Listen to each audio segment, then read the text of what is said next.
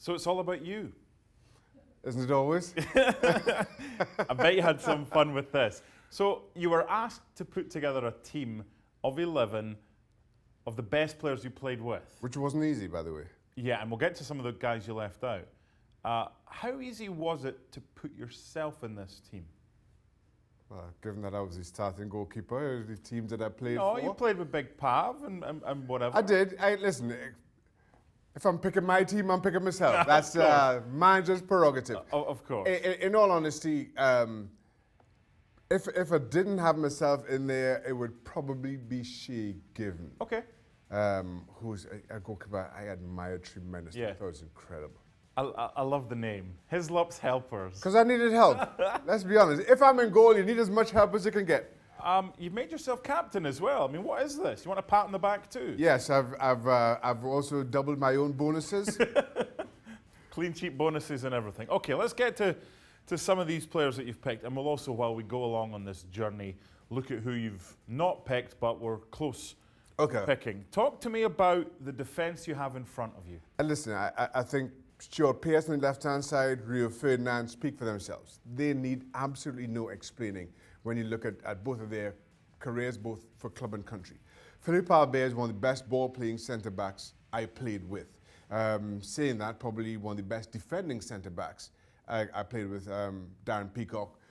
He was almost in because I just, as a goalkeeper, and you want somebody there to defend, there was nobody better or more committed to just defending.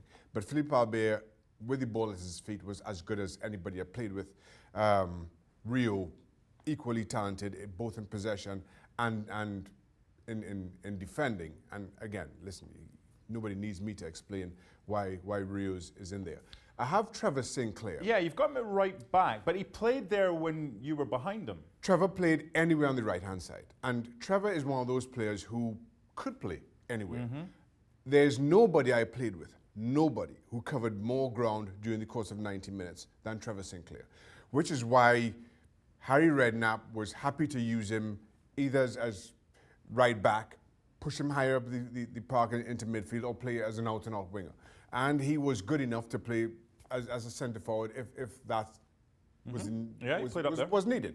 But I'm going to have, we could do this team 100 times, and I'll have Trevor Sinclair in there every single time. Well, that leads neatly on to the next question. How many drafts of this team did you do, and who were the players that you had in and you took out and you weren't sure? Well, there were a few. I had Paul Merson in, and then left him out for Michael Carrick. There are a number of other players who I struggled with. And how do I leave these players out? Players like Ian Rush, Les Ferdinand, Peter Beardsley, John Barnes, Davos Suker, Ian Wright, Razor Ruddock, are all players who I was happy to call teammate, and yet somehow, as great as those players were, I couldn't put them into this 11 for a number of reasons. The likes of Rush and Barnes, they were past their best, as was Davos Suker. And others, when I look at this 11, names that I simply could not leave out. Has not been a better passer of the ball in midfield than Michael Carrick. Again, if anybody needs me to explain why Lampard is in this team, then you shouldn't be on here looking at this just to start with. David Ginola, was not a player more feared on the left-hand side than David Ginola during his time, both with Newcastle, where I played with him, and then also when he went on to Spurs. And then up front, again, like Trevor Sinclair, I could do this team 100 times, and Canio would be in it every single time, as would Alan Shearer. That also goes without saying. And then Dwight Yorke, who was my international teammate.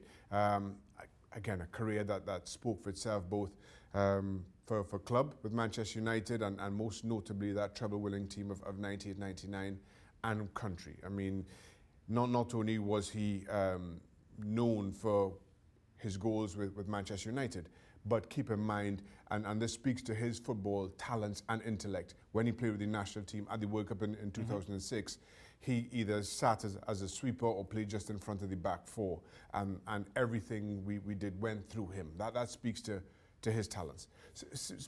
Saying that, speaking of my international teammates, Russell Latapy was also very, very close to being in there. Well, he would be in the top one of Best Night Out with? I have no idea what you're talking about, Mark. Just saying. I want to take one more look at this, and I want to talk about Stuart Pearce having to do a heck of a lot of work because of who's in front of him. Yes. Now, you've got David Ginola there. Yeah. I went to see you in Newcastle many, many years ago, and I loved watching Ginola, whatever. But you got a lot more of him going forward than you did coming back. He didn't defend. We were playing at Newcastle. John Beresford was the left back, and he knew. And it was a bit of a joke that at times, and especially when you look at the back four, when you had Philippe Albert, when you had Steve Howe in there in particular, it left us very exposed at the back. But then, you know, that was who we were. That's who Keegan wanted us to be. And we accepted it. You know, we accept that we're not going to keep a clean sheet every week. And at times you're going to be embarrassed because of it. But you prefer to be a part of exciting teams. And this speaks to my own kind of upbringing in the game. You prefer to be a part of exciting teams that are doing things going forward than teams that just sit and park the bus. Though it may look better on my record if teams just sat back and we didn't concede. But I wouldn't swap the way we played at Newcastle for anything. You and I have done so many commentaries over the years, and during those commentaries, at times we've spoken about strikers who've helped out defensively from set pieces or whatever. Have you got one of the best in your team in Alan Shearer? Because as a goalkeeper, there's some strikers you would have played with. You're like, get as far away from me as possible. Listen, I don't think the league has seen, and probably during my time here, will see a striker as good as Alan Shearer on every side of the ball. When things weren't going for you, you could count on Alan Shearer to somehow get you out of trouble. When you needed somebody to lead from the front as a captain, and if it wasn't for my own captaining abilities, maybe he would get the armband in this level. Did you ever captain a team? I captained the Trinidad and Tobago national team many a time. But club team? Not that I recall, no. So you think that your Trinidad experience as captain has given you enough nous to be able to wear that armband for this team? I think I'd be well respected in this team here. Okay. Yes. And finally, that wasn't one of the worst goalkeeping jerseys, apart from the fact it's got the Thai Beanie Babies logo. But why did you have this thing in your career where it was like a... That's not my choice! Hold on, I'm not talking... I know exactly where you go with it. Where am I going with this? About how ugly my kids were? Not necessarily so, because that was the time where wacky things happened. Right, okay. But I've seen so many photos of you in old jerseys, and they look like they'd be skin tight on me, but for you, they were like quadruple XL. They were huge. I used to wear large shirts. I don't know. It's just how I liked it. And then I also used to wear them early in my career. Untucked as well. I used to wear them untucked. And then, well, not because of me, but the league passed through that everybody had to tuck their shirts in. So draconian. But even so, yeah, even so, to start with, once you started the game with your shirt tucked in, it was fine.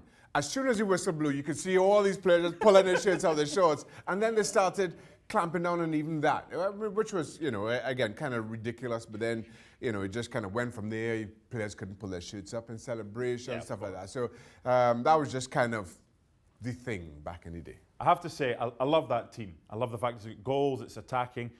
Yesterday, Burley and I did a Liverpool of this season and Man United of 99 combined. Yeah. My God, they'd win games, but it'd be 1-0. I mean, he's got Irwin and Neville as his fullbacks, not Alexander-Arnold. He's not got Salah, he's not got Beckham in.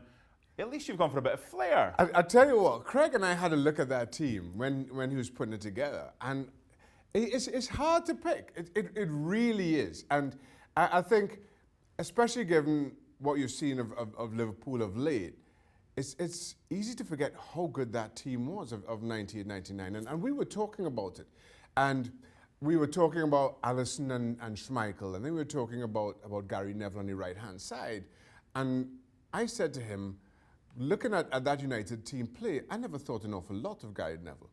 But everybody I know, Trevor Sinclair included, everybody I know who played on a team with Gary Neville said that he absolutely had to be in whatever team you were picking, whether it was England or Manchester United, and on that right-hand side. There was nobody in English football better to have behind you than Gary Neville. Now, as a goalkeeper, and again, as an opponent is not something I saw or appreciated. But just going on what people saw, I have to say I totally underestimated how good a player Gary Neville was. So final question, Hislop's helpers, good attacking team, versus Burley's bruisers, who wins? Well, it's got to be Hislop's helpers. Just have to look at the goalkeepers and that answers the question there. You know what happens to the captains when you win a game and it's a trophy? Up you go with the gloves off, winning the cup. Double their bonus and everything. Massive. Thanks so much for watching ESPN on YouTube. And for more sports highlights and analysis, be sure to download the ESPN app. And for premium content and live streaming, subscribe to ESPN Plus.